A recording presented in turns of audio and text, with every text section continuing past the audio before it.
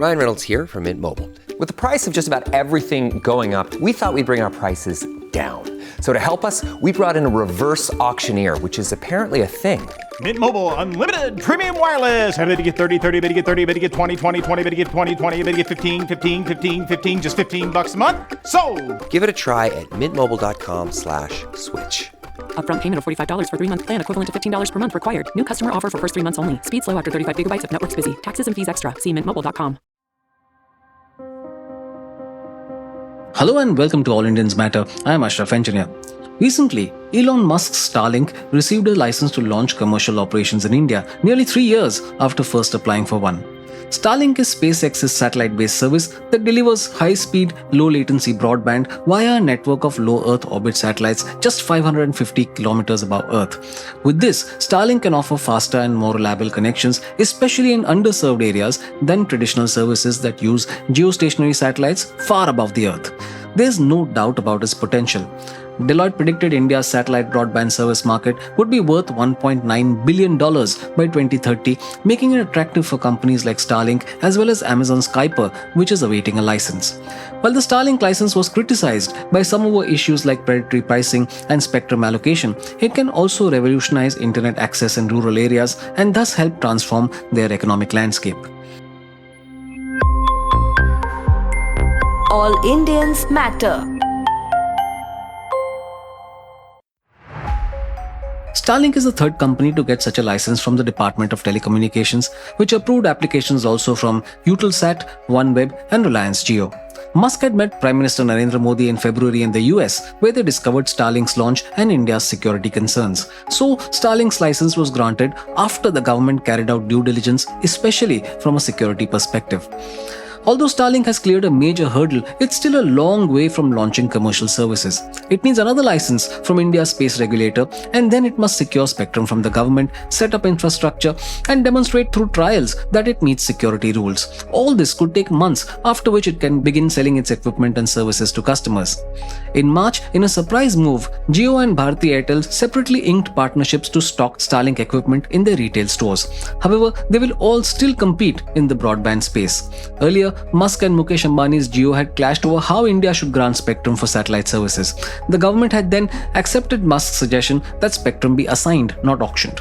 The telecom regulator had in May proposed that satellite service providers pay 4% of the annual revenue to the government, which domestic players said was low and would hurt their businesses. The regulator also recommended that satcom operators pay an additional annual charge of 500 rupees per subscriber in urban areas. As I said earlier, satcom services rely on an array of satellites to offer connectivity to homes and businesses.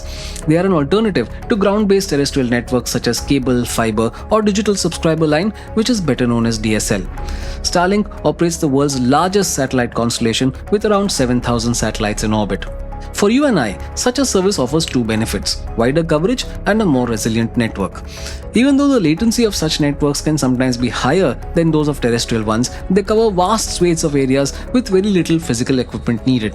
So the Starlink license could pave the way for the technology-driven transformation of rural India, offering fast internet in areas traditional infrastructure cannot reach.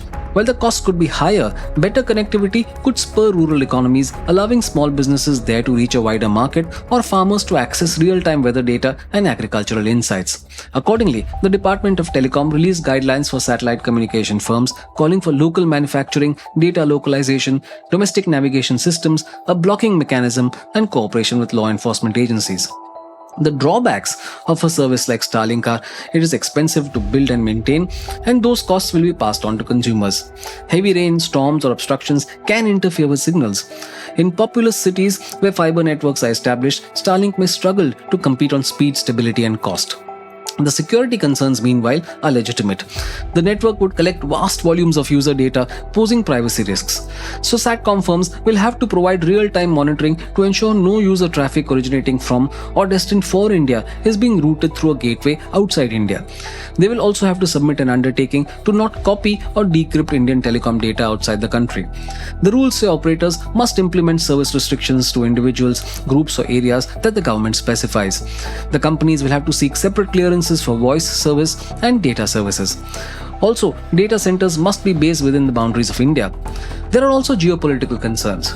Musk considered cutting Starlink services in Ukraine, where the network was vital for military communication. This raised worries that the services in India could face similar disruption in times of diplomatic tension. In terms of manufacturing, the license comes at a time when many global majors are shifting production from China to India.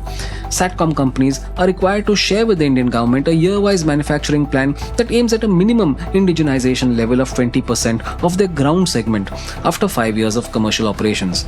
In the end, the success or failure of Starlink in India will hinge on affordability, especially given the ultra-cheap alternatives.